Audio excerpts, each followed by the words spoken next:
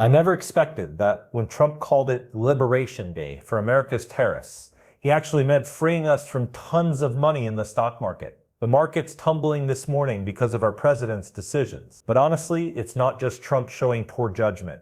It's everyone in his team rushing to tell reporters how amazing this is, trying to defend what might be the worst trade fight we've ever seen. The most embarrassing performance came from Karoline Leavitt, Trump's press secretary, who completely lost her cool when reporters asked about all the negative effects of Trump's Liberation Day. We'll get into that breakdown shortly. But first, if you could quickly hit the like button on this video.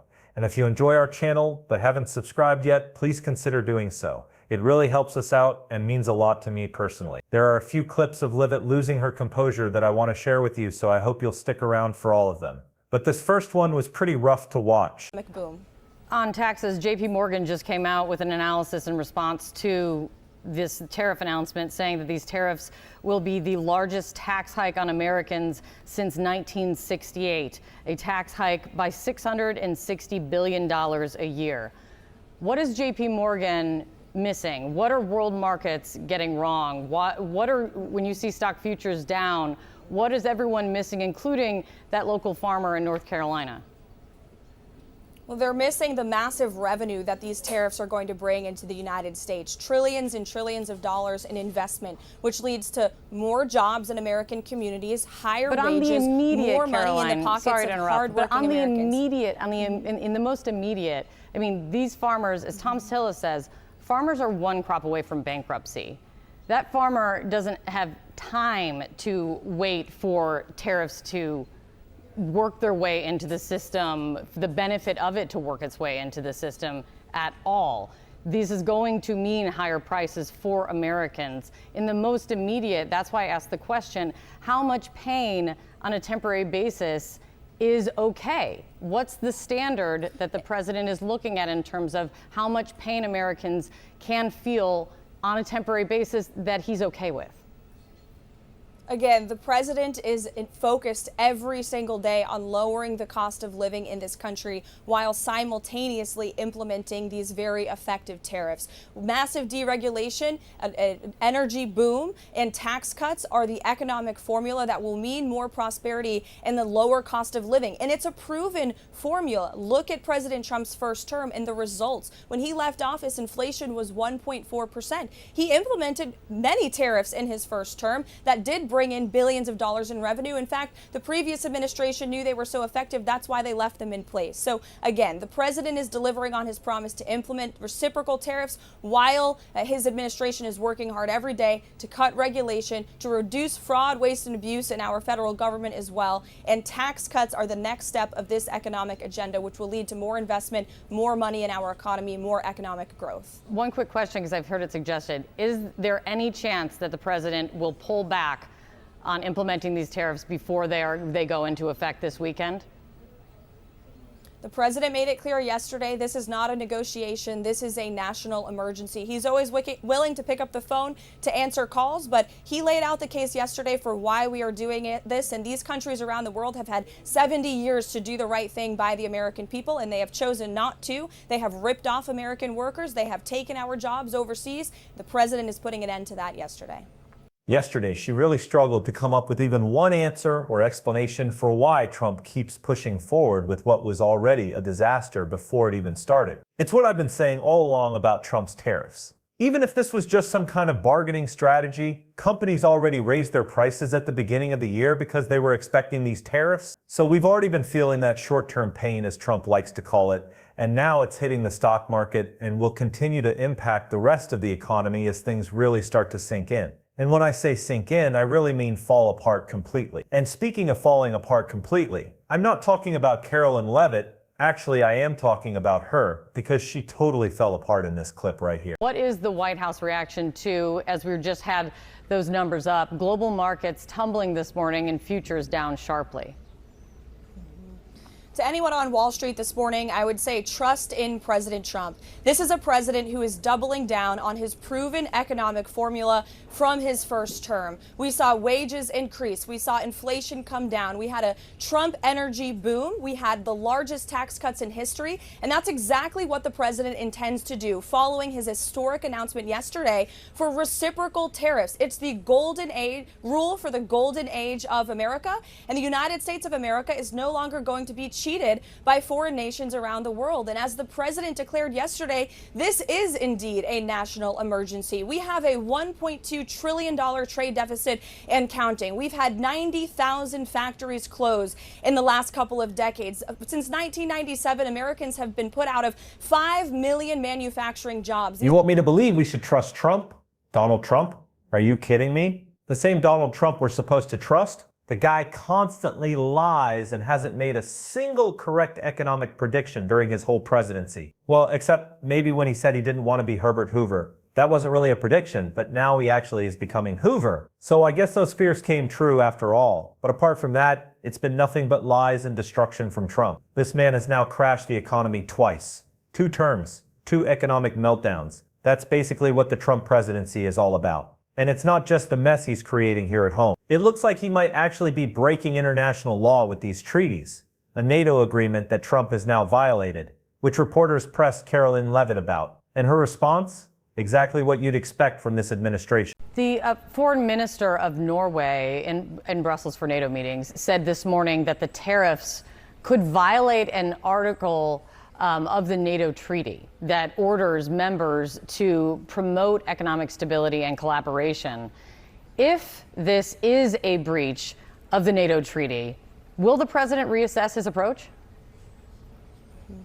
No, the president is firm in his approach, and the president is ensuring economic stability here in the United States of America. Yesterday, he was joined in the Rose Garden by everyday Americans, middle-class workers. You heard from one of them who the president invited on stage by name because he knows this man and he knows what the impact of globalization has done to communities like Detroit, Michigan, where auto workers have been put out of jobs, where we've seen factories shut down. We have offshored critical supply chains in our country.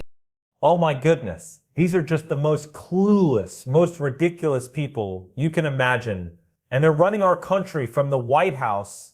Did you catch that report last night? One of the many places Trump put tariffs on is some tiny uninhabited island near Antarctica with 0 people, but lots of penguins.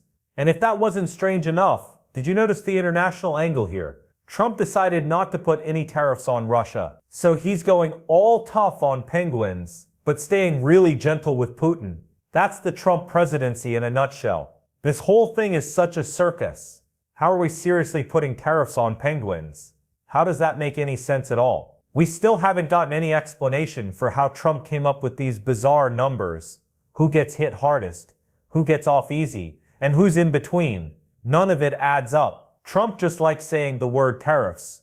That's it. He thinks it makes him sound powerful. But really, it's just making our country weaker. That's exactly what Senator Sheldon Whitehouse pointed out in this perfect takedown right here. I take this issue deadly seriously.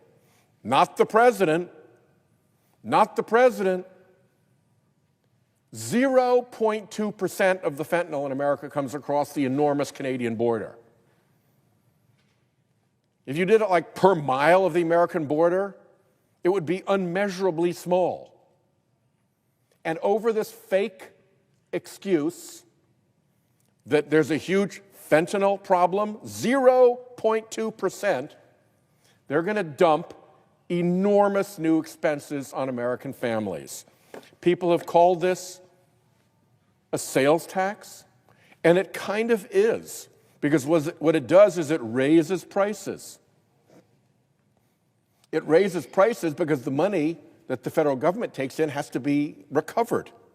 And it gets recovered from families, from people who are paying higher prices for imported goods or higher prices for the domestic freeloaders who are going to raise their prices to match the imported goods, just the way the fossil fuel industry raised their prices to match the foreign prices of fuel after the Ukraine invasion, and so gorged themselves that they made the biggest profits off the American people in the history of corporations.